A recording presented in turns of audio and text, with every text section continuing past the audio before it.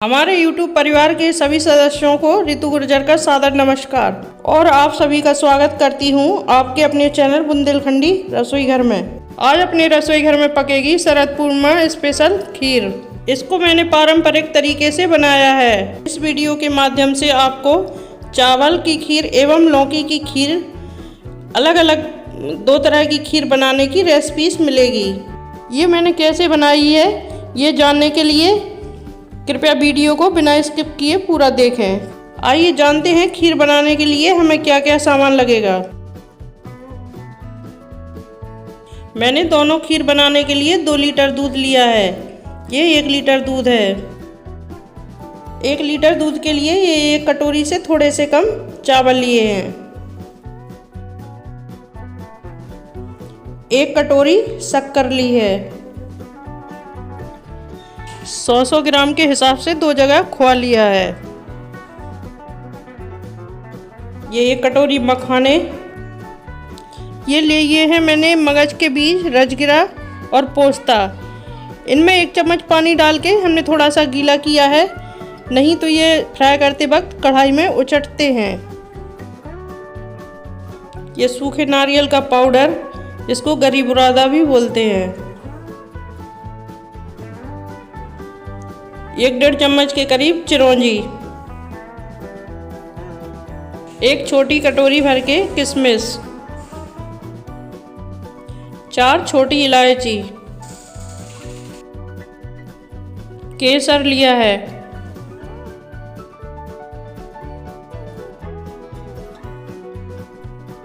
2 अखरोट लिए हैं। 2 छुहारे। ये ड्राई फ्रूट दोनों खीरों के हिसाब से हैं। काजू, बादाम और पिस्ता लिए हैं।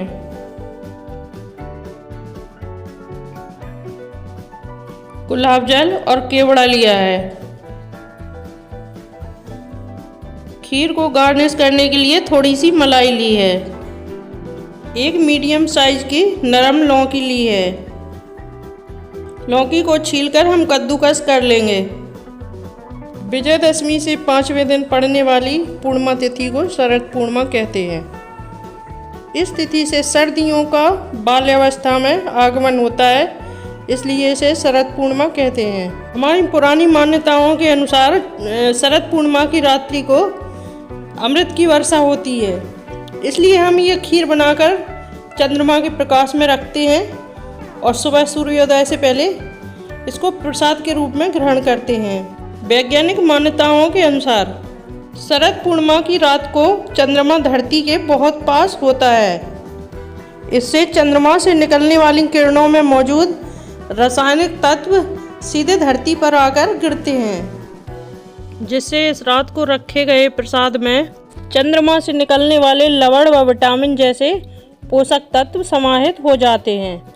इस प्रसाद को दूसरे दिन ग्रहण करने से शरीर में ऊर्जा का संचार होता है। थोड़ा घी डालकर सारे ड्राई फ्रूट्स को फ्राई कर लेना है। और हमारे ज्योतिष विद्वानों के अनुसार इस दिन चंद्रमा संपूर्ण 16 कलाओं से युक्त होता है और चंद्रमा से अमृत की वर्षा होती है। ये अमृत वर्षा जीवन में धन, प्रेम और स्वास्थ्य तीनों सुख लेकर आती है। इसको रास पूर्णिमा भी कहते हैं। हमारी लोक मान्यताएं कुछ इस तरह से भी हैं। प्रेम और कलाओं से परिपूर्ण भगवान श्री कृष्ण ने इसी दिन महारास रचाया था। ये खीर की रेसिपी जो मैंने आपके साथ शेयर की है, ये YouTube पर आपको नहीं मिलेगी। ये स्पेशल हमारे मंदिर में प्रसाद के लिए बनने वाली खीर की रेसिपी है। लौकी को हम हल्का सा भून लेंगे। इससे क्या होता है कि जो हम भूनते हैं इससे लोहे वाला फ्लेवर थोड़ा सा हमारी लौकी में आ जाएगा और ये ज़्यादा पानी पानी वाली नहीं बनेगी। अगर आपको भारतीय पारंपरिक या बुंदेलखंड के पारंपरिक खाने की रेसिपीज चाहिए तो आप हमारे चैनल बुंदेलखंडी रसोई घर पर जाकर देख सकते हैं। लौकी की खीर बनाने के लिए मैंने 1 लीटर गाय का दूध लिया है। शरद पूर्णिमा पर बनने वाली खीर को गाय के दूध में ही बनाया जाता है।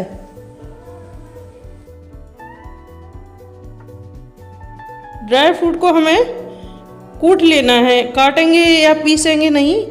जो हमारा बुंदेलखंडी पारंपरिक तरीका रहता है वो खीर में ड्राई फ्रूट कूट कर डालने का ही रहता है। मैंने धीमी आंच पर दूध को 10 मिनट तक पकने दिया है। जब हमारा दूध अच्छे से पक जाए अब हम इसमें लौकी ऐड करेंगे।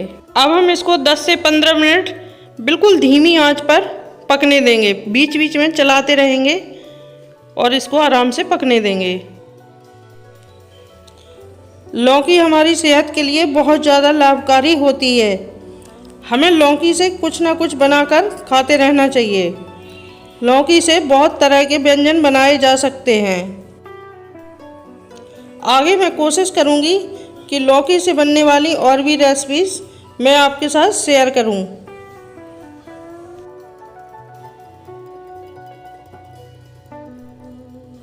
अब हमारी लौकी अच्छे से पक चुकी है। थोड़ा सा केवड़ा डालेंगे।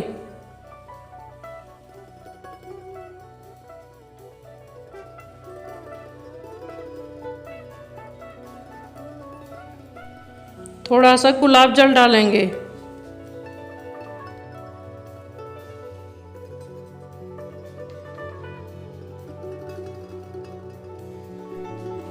ये मैंने गरी बुरादा मिलाया है। इसको हम अच्छे से मिक्स कर लेंगे। शरद पूर्णिमा अश्विनी मास की पूर्णिमा तिथि को होती है और हमारे बुंदेलखंडी में अश्विनी मास को क्वार मास कहते हैं। खोआ को हम इस तरह से बारीक कर लेंगे। हमारे बुंदेलखंड में कई जगह शरद पूर्णिमा की रात को बहुत ज़्यादा मेला लगता है जिसमें रोगियों को प्रसाद के रूप में खीर दी जाती है। खोए में हम कुटे हुए ड्राई फ्रूट मिला लेंगे। आधे मैंने इसमें मिला लिए हैं और आधे चावल की खीर में डालेंगे। प्रसाद में दी जाने वाली खीर ग्रहण करने से कई प्रकार के रोगों का नाश होता है। अब हम ड्राई फ्रूट और खोए वाला मिश्रण खीर में डाल देंगे। इसको अच्छे से चला देना है और 5 से 7 मिनट और पकने देंगे। बस आंच को धीमा रखेंगे। इस खीर को बनाने के लिए हमें भारी तली का भगोना चाहिए। मेरा ये भगोना भारी तली का है। वैसे इस खीर को पारंपरिक तरीके से मिट्टी के बर्तन में बनाई जाती है। हमने बचपन में अपने बुजुर्गों को अक्सर यह बात करते हुए सुना है कि हमारे भारतीय वैद्य साल भर इस पूर्णिमा की बाट जोहते हैं ताकि जीवनदायिनी और रोगनाशक जड़ी बूटियों को शरद पूर्णिमा की धवल प्रकाश में रखी जा सकें। अमृत से नहाई इन जड़ी बूटियों से जब दवा बनाई जाती है तो रोग के ऊपर यह तुरंत असर करती है। हमारे पुराने ग्रंथों में चंद्रदेव को औषधियों का स्वामी कहा गया है।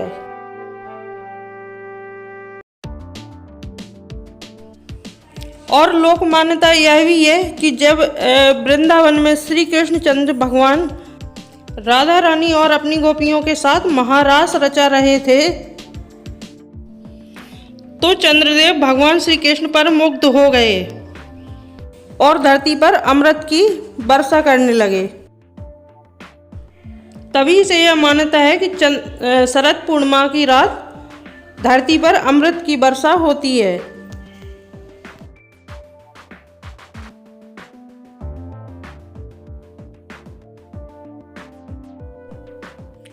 अब हम इसमें शक्कर मिलाएंगे। हमारा जो पुराने तरीके का भोजन है उसको बनाने में टाइम तो लगता है और मेहनत भी लगती है, लेकिन उसके बाद जो स्वाद और अपने परिवार की सेहत को लेकर जो संतुष्टि मिलती है उसके सामने ये मेहनत कुछ भी नहीं है।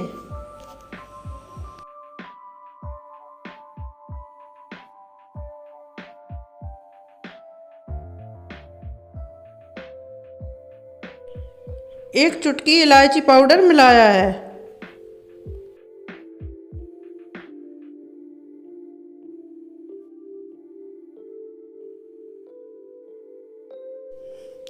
आठ से 10 धागे केसर के डाले हैं। तो हम वर्षा ऋतु की विदाई और शरद ऋतु का स्वागत एक अच्छे खाने के साथ करेंगे। देखिए अब हमारी खीर बन करके तैयार हो चुकी है। हम इस तरह से हाथ पे अपनी लौकी को मस लेंगे तो कुछ भी नहीं बचेगा। तो समझ लीजिए हमारी खीर बन करके बिल्कुल तैयार हो चुकी है।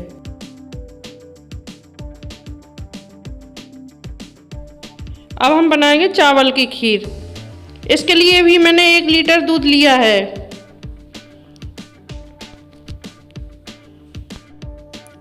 सौ ग्राम के करीब पानी डाला है। हमारे बुंदेलखंड में बिना खरकन के दूध को नहीं पकाया जाता। खरकन उसको कहते हैं जिस बर्तन में दूध रहता है उसी में थोड़ा पानी डाल के दूध में डाला जाता है। हमारे बुंदेलखंड में दूध को उफड़ना अशुभ माना जाता है। हमारे यहाँ दूध को रत्न मानते हैं और रत्न की सुरक्षा हम बड़े ही फिक्र से करते हैं।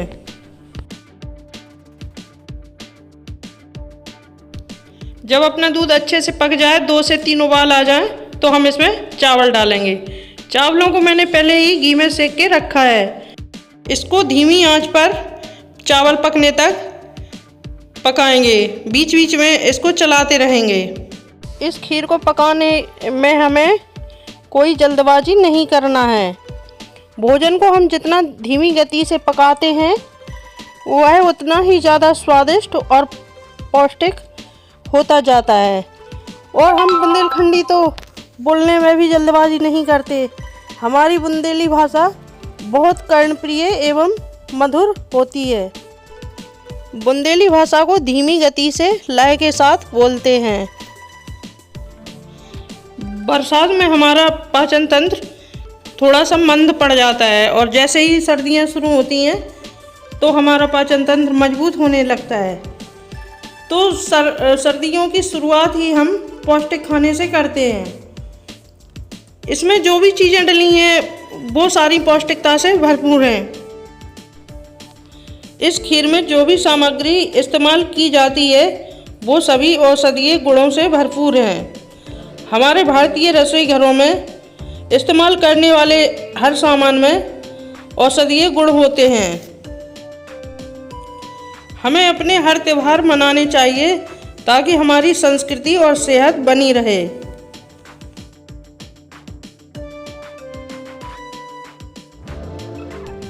देखिए अपने चावल पक चुके हैं। इनको पकने में 17-18 मिनट लगे हैं, लेकिन सबके गैस की अलग अलग आंच होती है, इसलिए टाइम से नहीं। आप तो ये चावल ऐसे दबा के देख लेना, चावल पक जाए तो हम इसमें खोवा डाल देंगे।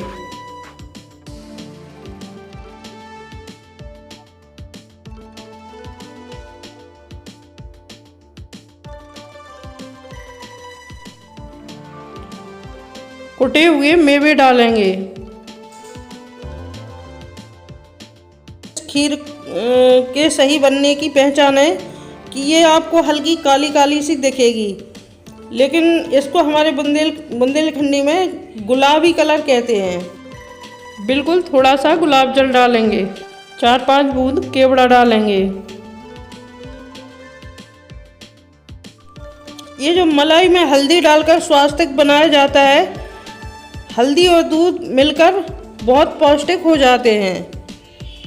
मलाई को मैंने छन्नी में चम्मच की मदद से बारीक छान लिया है और इसमें थोड़ी सी हल्दी और केसर को दूध में गला दिया था, वही इसमें अच्छे से कलर के लिए मिक्स कर लिया है। वर्षा के दिनों में हमारी पाचन क्रिया मंद पड़ जाती है, इसीलिए हमारे शरीर में पित्त जमा हो जाता है। ऐसी मान्यता है कि शरद पूर्णिमा की रात्रि में को बाहर रखने वाली इस खीर को खाने से हमारे पित्त शरीर से बाहर निकल जाते हैं। इस खीर को मिट्टी, चांदी या कांच के बर्तन में चंद्रमा के प्रकाश में रखा जाता है।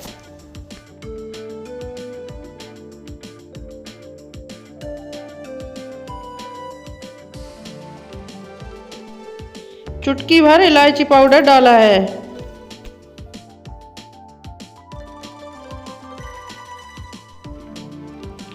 एक कटोरी चीनी डाली है।